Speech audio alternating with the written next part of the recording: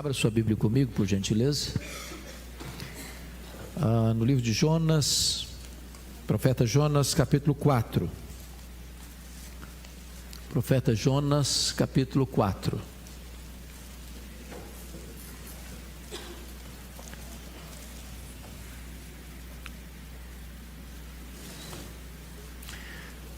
A liturgia do culto de hoje está baseada neste capítulo. E nós vamos estudar este capítulo. Está escrito o seguinte: com isso desgostou Jonas. Aliás, vamos começar a leitura de dois versos anteriores, do capítulo 3. Primeiro, capítulo 3, verso 5. Os ninivitas creram em Deus e proclamaram jejum e vestiram-se de panos de saco, desde o maior até o menor. Versículo 10. Viu Deus o que fizeram, como se converteram do seu mau caminho, e Deus se arrependeu do mal que tinham dito lhes faria, e não o fez. Agora capítulo 4, a igreja toda comigo, por favor. Com isso, desgostou-se Jonas extremamente, e ficou irado, e orou ao Senhor e disse: Ah, Senhor, não foi isso que eu disse, estando ainda na minha terra? Por isso me adiantei, fugindo para Tarsis, pois sabia que és Deus clemente e misericordioso, e tardio em irar-se, e grande em benignidade, e que te arrependes do mal. Peço-te, pois, ó Senhor, tira minha vida, porque melhor me é morrer do que viver. E disse o Senhor: é razoável essa tua ira? Então Jonas saiu da cidade, e atensou-se ao oriente da mesma, e ali fez uma enramada, e repousou debaixo dela, à sombra, até ver o que aconteceria à cidade. Então fez o Senhor Deus nascer uma planta, que subiu por cima de Jonas, para que fizesse sombra sobre a sua cabeça, a fim de o livrar do seu desconforto. Jonas, pois, se alegrou em extremo por causa da planta. Mas Deus, no dia seguinte, ao subir da alva, enviou um verme, o qual feriu a planta, e essa se secou. Em nascendo o sol, Deus mandou um vento calmoso oriental. O sol bateu na cabeça de Jonas, de maneira que desfalecia, pelo que pediu para si a morte, dizendo: melhor me é morrer do que viver. Então perguntou Deus a Jonas: é razoável essa tua ira por causa da planta? Ele respondeu: é razoável a minha ira até a morte. Tornou o Senhor: tens compaixão da planta que te não custou trabalho, a qual não fizeste crescer, que numa noite nasceu e numa noite pereceu. E não hei de eu ter compaixão da grande cidade de Nínive, em que há mais de 120 mil pessoas, que não sabem discernir entre a mão direita e a mão esquerda, e também muitos animais? Irmãos amados, vamos pensar um pouco nesse homem chamado Jonas. Ele foi um profeta contemporâneo de Amós. Ele vivia numa cidadezinha muito pequena, na Galileia, 9 quilômetros de Nazaré, uma cidadezinha chamada Gat-Hefer.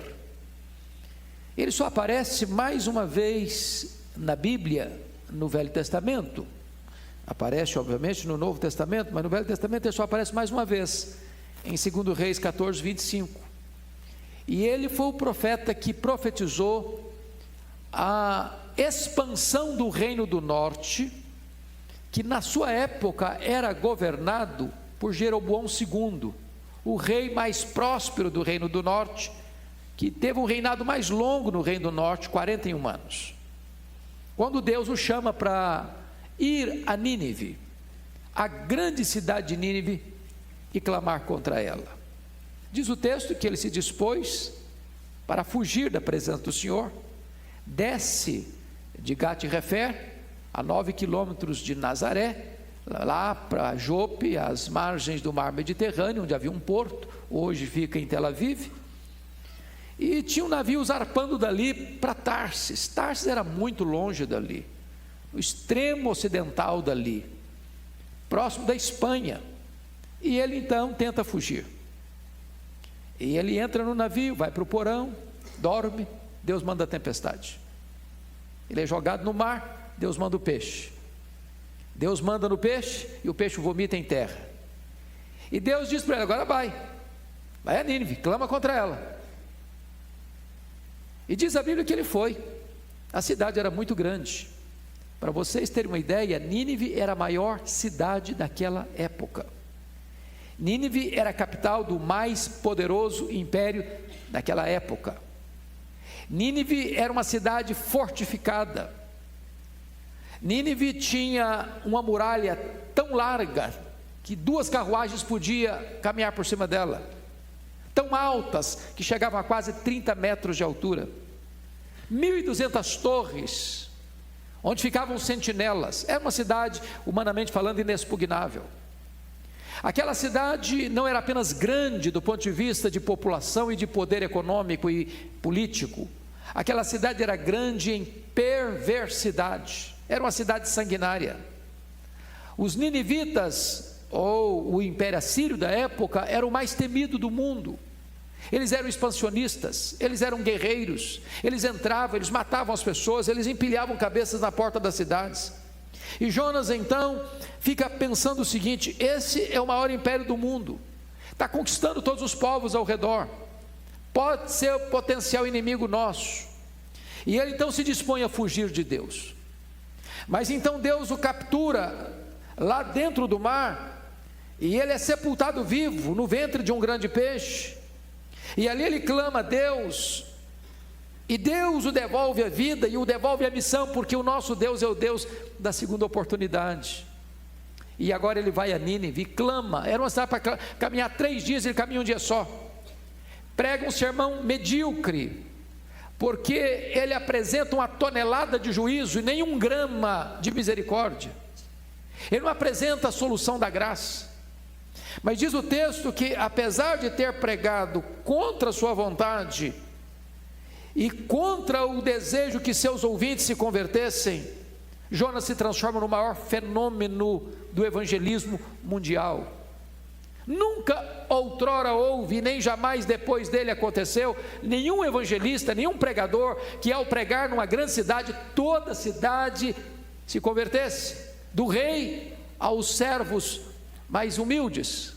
A cidade toda se rende. E diz a Escritura que agora entra o texto que nós acabamos de ler. O escritor vai da compaixão de Deus à ira de Jonas. E porque os ninivitas, ao ouvirem Jonas, se convertem e querem viver, Jonas quer morrer. Jonas, no capítulo 1, pode ser comparado ao filho pródigo. Queria fazer as coisas do seu jeito, da sua maneira. Mas no capítulo 4, ele pode ser comparado ao irmão do pródigo, filho mais velho, que está irado, iracundo, reclamando, murmurando e de mal com a vida, egoísta. O livro de Jonas termina com a conversão dos ninivitas e com a rebelião de Jonas. E aqui, irmãos, poderíamos, à guisa de introdução, pensar em 3 perigos básicos. Primeiro, o perigo de pregar aos outros e não usufruir a mensagem que se prega. Cuidado com isso. Uma coisa é você fazer a obra de Deus, e outra coisa é você ser transformado pela mensagem que você prega para os outros. Segundo perigo, o perigo de cansar-se da obra e na obra, a ponto de você não se deleitar no que você está fazendo e desejar morrer. É um fardo, é um peso. Terceiro perigo é o perigo de fazer a obra de Deus, mas não se deleitar no Deus da obra. Então, diante disso, eu chamo a sua atenção para algumas lições do texto. Primeiro, olha comigo o verso 1. Jonas, um homem que se desgosta do que Deus gosta. Você pode ler de novo o versículo 1 comigo? Com isso, desgostou-se Jonas extremamente e ficou irado. Mas com isso o quê? A quem está se referindo que trouxe desgosto a Jonas? Ao versículo anterior. Viu Deus o que os ninivitas fizeram, como se converteram do seu mau caminho, e Deus se arrependeu do mal que tinha dito lhes faria e não fez. Eu não conheço confesso a vocês, nenhum pregador que tenha pregado com o propósito de que seus ouvintes não se convertessem. Não conheço. Também não conheço nenhum pregador que, ao ver Deus agindo por seu intermédio, ficasse triste. Também não conheço nenhum pregador que tenha se aborrecido tanto com a bondade de Deus. Ele está irado porque Deus é bom. Ele está aborrecido porque Deus é misericordioso. Ele está querendo morrer porque os seus ouvintes desejaram viver. Se você notar comigo, enquanto Deus se afasta da ira, no versículo 9, olha aí comigo, verso 9, capítulo 3, quem sabe se voltará a Deus e se arrependerá e se apartará do furor da sua ira, de sorte que não pereçamos? Foi a pergunta dos ninivitas.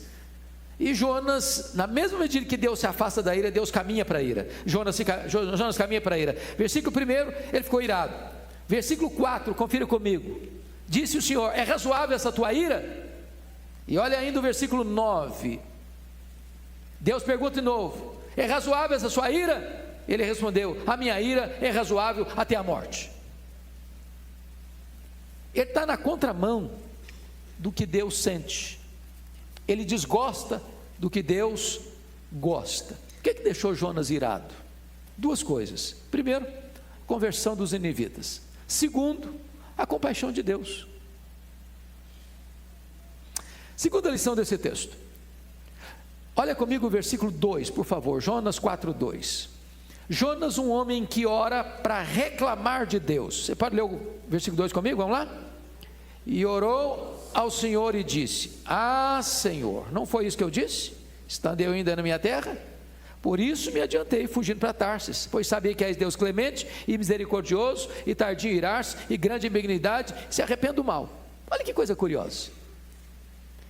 Na verdade, Jonas, ele não tem prazer na oração, quando você lê o livro todo. Ele orou 2 vezes, só 2 vezes no livro.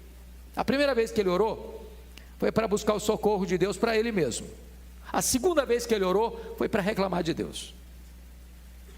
O mundo de Jonas é ele. O centro da vida é ele. O epicentro do universo é ele. Ele quer que o universo inteiro gire em torno dele. Ele está irado, ele está desgostoso. Ele ora para reclamar de Deus, mas não porque Deus é um Deus irado. Ele ora e reclama de Deus porque Deus é um Deus compassivo e misericordioso. Então, observe comigo, por gentileza, que na primeira oração ele pediu para que Deus o salvasse. Na segunda oração ele pediu para que Deus o matasse. Ele é um camarada contraditório. Terceira lição do texto. Olha comigo, por favor, o versículo 3. Jonas, um homem que quer morrer porque os outros querem viver. Você pode ler o 3 comigo? Peço-te, pois, ó Senhor, tira minha vida, porque melhor me é morrer do que viver. Pense vocês se Jonas tivesse ido a Nínive, clamado contra ela, e a cidade tivesse fechado as portas para ele, tivesse o prendido, como prendeu Paulo e Silas em Filipos, batido nele, jogado numa prisão insalubre, e permanecido ainda mais rebelde contra Deus. Talvez ele pudesse entrar num processo de angústia, de desespero e até de depressão. Deus, eu quero morrer, Senhor. Está vendo? O Senhor me manda fazer uma obra e não acontece nada. O Senhor manda pregar e a pessoa fica mais endurecida ainda. O Senhor me manda fazer a tua obra e as pessoas ficam piores do que quando eu lá cheguei e depois que eu lá preguei. Então, Senhor, não vale a pena viver. Se não for para ver o resultado da tua obra através do meu ministério, eu não quero nem viver, Senhor. Mas ele está querendo morrer pelo contrário. Ele está querendo morrer porque o ministério dele foi um sucesso. Ele está querendo morrer porque Deus salvou aquele povo. Ele está querendo morrer porque o povo se arrependeu. Ele está querendo morrer porque as pessoas estão prostradas aos pés do Senhor, acertando a vida com Deus. Eu acho curioso que outro profeta pediu para morrer também. Foi Elias. Mas Elias pediu para morrer porque achou que ninguém estava servindo a Deus, ninguém estava se voltando para Deus, que só ele servia a Deus. Mas Jonas é o contrário, ele quer morrer porque todo mundo está se arrependendo e se convertendo. Então, talvez você pergunte assim, mas por que Jonas queria morrer? Quando você lê o capítulo 3 e o 4, passa-nos a impressão que duas motivações ele teve. Primeiro, eu acho que ele queria morrer porque a sua reputação na visão dele estava arranhada. Eu pergunto a vocês, qual foi o teor da mensagem dele em Nínive? O que ele pregou em Nínive? Qual o conteúdo da mensagem dele em Nínive? Dentro de 40 dias Nínive será subvertida. Subvertida significa destruída, arruinada, fogo do céu caindo, matando todo mundo. Dentro de 40 dias Nínive será subvertida. Passou um dia inteiro pregando só isso. O que ele esperava? Que fogo caísse do céu, que a destruição viesse mesmo. Então quando ele prega juízo e acontece misericórdia, ele diz, puxa vida, eu preguei uma coisa e aconteceu outra. Segunda razão é o seu nacionalismo idolátrico. É aquele homem que tem a ideia de salvação fechada para dentro dele mesmo, do seu povo, da sua raça. Irmãos, hoje essa mentalidade prevalece em alguns grupos religiosos. Para você ser salvo, você tem que pertencer à nossa igreja. Para você ser salvo, você tem que fazer parte da nossa denominação. Para você ser salvo, você tem que vir para o nosso time, porque fora da nossa igreja não tem salvação, fora do nosso grupo não há esperança. Jonas era um homem desse. Quarto lugar, olha comigo os versos 4 e 5. Jonas, um homem que não muda, mas espera que Deus mude. Aliás, o pastor botou isso na liturgia hoje aqui, de forma tão interessante e bonita. Olha aí comigo, versículos 4 e 5, vamos lá? E disse o Senhor, é razoável essa tua ira? Então Jonas saiu da cidade e assentou-se ao oriente da mesma, e ali fez uma enramada e repousou debaixo dela à sombra, até ver o que acontecia à cidade. Presta atenção, Deus faz uma pergunta para ele, pessoal e direta: é razoável essa tua ira? Qual a resposta dele? Silêncio. Ele está tão emburrado que nem responder quer. Silêncio gelado.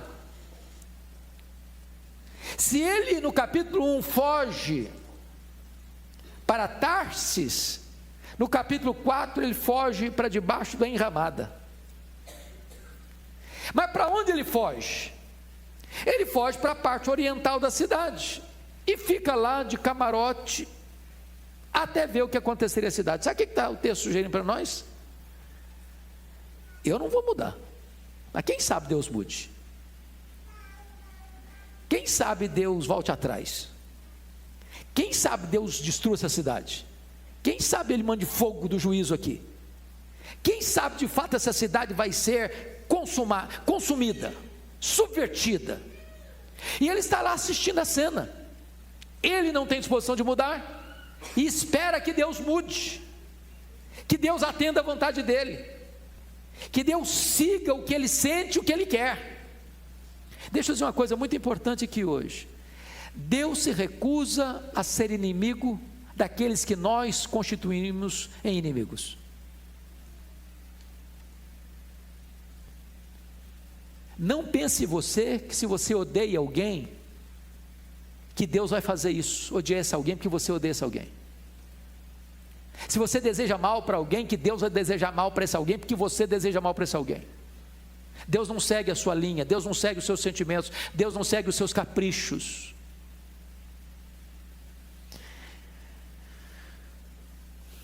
Quinta lição, confira comigo, versículos 6 a 8. Jonas, um homem que se desgosta quando os outros são abençoados, mas se alegra quando ele pessoalmente é abençoado.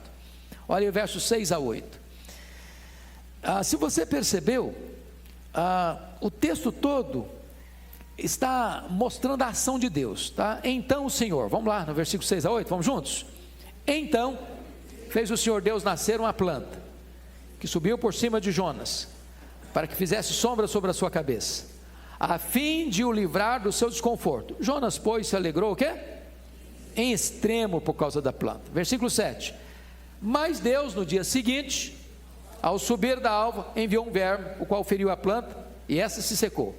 Então, nascendo o sol, Deus mandou o quê? Um vento calmoso oriental, e o sol bateu na cabeça de Jonas de maneira que desfalecia, pelo que pediu para si a morte, dizendo: melhor me é morrer do que viver. Deus está no controle da situação o tempo todo. É Deus quem manda Jonas, é Deus quem manda a tempestade, é Deus quem manda o peixe, é Deus quem manda Jonas de volta, é Deus quem trabalha o coração do povo, é Deus agora quem está confrontando Jonas, é Deus que faz surgir uma planta, é Deus que manda o verme comer a planta, é Deus que manda o vento oriental. Tudo isso Deus está fazendo, sabe para quê? Para trabalhar no profeta. Tem pregador que dá mais trabalho para Deus do que os incrédulos. Deus está fazendo isso tudo, irmãos, para que Jonas pudesse entender uma coisa. Ele está muito alegre porque surgiu uma plantinha para cobri-lo do calor, do sol. Quando ele é abençoado, ele fica muito feliz. Aí Deus vai lá e manda um verme. Se o profeta não escuta Deus, quem sabe um verme escuta? O verme escuta, o verme obedece, vai lá e corta a planta. Aí fica muito desgostoso. Aí Deus pergunta: rapaz, é razoável essa ira sua? Eu falei: sim, é razoável até a morte. Eu prefiro morrer do que ver essa planta morrer. E aí vem a sexta lição do texto. Jonas, um homem que ama mais as coisas do que as pessoas. Olha aí comigo os versos 9 e 10. Então perguntou Deus a Jonas: é razoável, Jonas, essa ira? Claro que é razoável, até a morte. Tornou o Senhor: tens compaixão da planta que te não custou trabalho, a qual não fizeste crescer, que numa noite nasceu e numa noite pereceu? Você tem compaixão dela? E aqui eu quero só aplicar brevemente. Jonas é um homem que ama mais coisas do que pessoas. Eu estava essa semana pregando lá na Missão Vida, pastor Wildo dos Anjos, que tem um trabalho belíssimo com mendigos e com pessoas adictas de álcool ou drogas, e ele disse que um dia ele estava parado numa rodoviária e entrou num banheiro, e a conversa das pessoas no banheiro era essa: eu odeio gente, eu odeio gente. Aquilo tocou o coração dele e resolveu fazer uma pulseirinha, que é vendida hoje Brasil afora: eu amo gente, eu amo gente. O que você ama? Seu carro? Sua casa? Seu apartamento? O dinheiro que você tem no banco? O que você ama? Coisas? Objetos? Ou você ama gente? Ou você ama gente? Irmãos, a igreja de Deus ama gente. Gente para nós importa. Não importa se rica, se pobre, se velha, se nova. Não importa se torta ou se direita. Essa igreja ama gente. Essa igreja se importa com gente. Essa igreja investe em gente. Essa igreja prioriza gente. E o último ponto, então, e eu quero chamar a sua atenção para isso, que é o versículo 11. Jonas, um homem que conhece o amor universal de Deus pelos povos, mas não se dispõe a proclamar esse amor com alegria. Olha a pergunta de Deus no versículo 11: e não hei eu de ter compaixão, Jonas, da grande cidade de Nínive? Você tem compaixão de uma planta que você não plantou, que você não regou, que você não cuidou dela? E eu não terei compaixão de uma cidade que tem 120 mil pessoas que não sabem discernir entre a mão direita e a mão esquerda? E diz os estudiosos que essa é uma expressão que se refere às crianças, que a cidade devia ter em torno de 600 mil pessoas, porque era a maior cidade do mundo da época. Agora eu quero dizer uma coisa para você, amado. Esse é o amor de Deus. Deus ama pecadores, os piores Deus ama. Deus tem compaixão. Deus ama a cidade, por mais iníquo e perversa que ela seja, Deus ama. Agora, o que é curioso é que quando Deus confronta Jonas, Jonas não responde. O que é mais amargo para mim e para você é que quando você lê a vida desse profeta de Deus, este homem fez ao de Deus a força, e depois de um resultado extraordinário, ele se aborrece com Deus, ele se aborrece porque as pessoas estão se convertendo, e Deus o confronta, e eu não sei qual foi a resposta que ele deu para Deus. Eu não sei se ele mudou de vida. Eu não sei se se arrependeu. Mas hoje eu queria concluir dizendo o seguinte: também não importa. Sabe por quê? Porque essa resposta não tinha que ser dada por Jonas, ela tem que ser dada por você e por mim. Sabe por quê? Porque Jonas está aqui hoje. Jonas mora debaixo da nossa pele. O coração de Jonas bate no nosso peito. O sangue de Jonas corre nas nossas veias. Jonas é você, Jonas sou eu. E é Deus quem está perguntando para mim e para você: o que você ama? No que você investe? O que tem valor para você?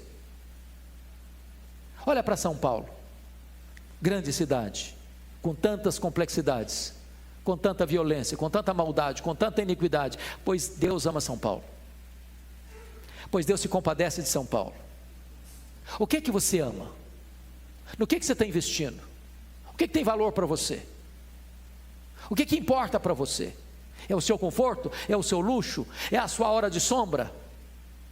Ou você se importa com a cidade que tem tanta gente que não sabe discernir entre a mão direita e a mão esquerda? Se o que Deus ama não toca o seu coração, então você é um Jonas. Se eu não me importo com que as pessoas pereçam sem ouvir o Evangelho, então se eu não me alegro com a conversão delas, eu sou um Jonas.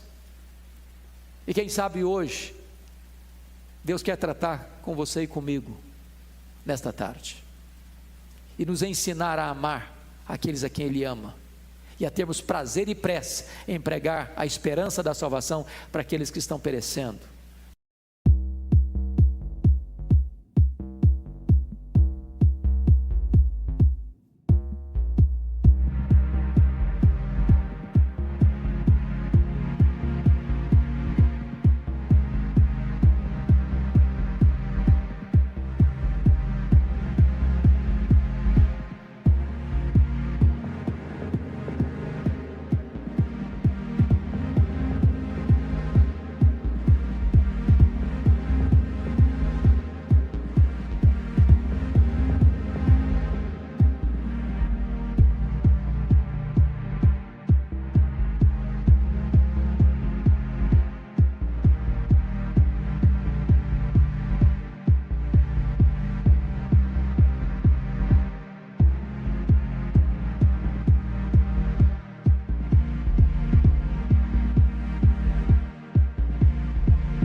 Para que eles sejam alcançados e salvos. Vamos ficar em pé e vamos orar ao Senhor.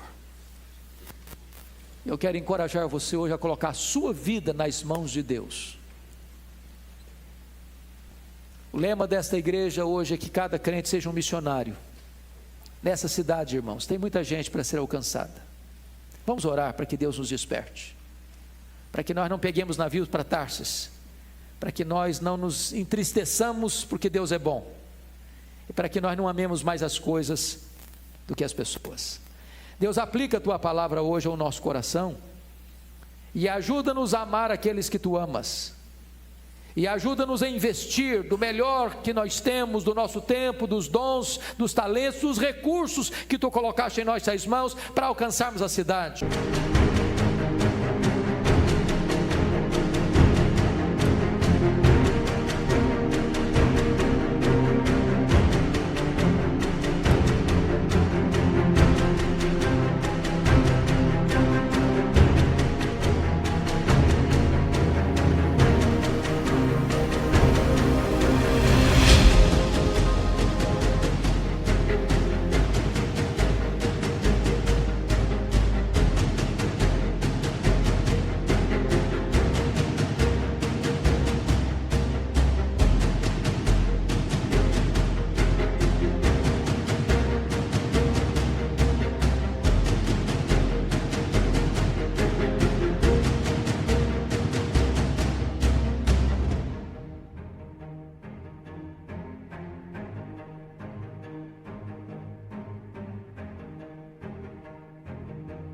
Para amarmos a cidade, para amarmos aqueles por quem Cristo morreu.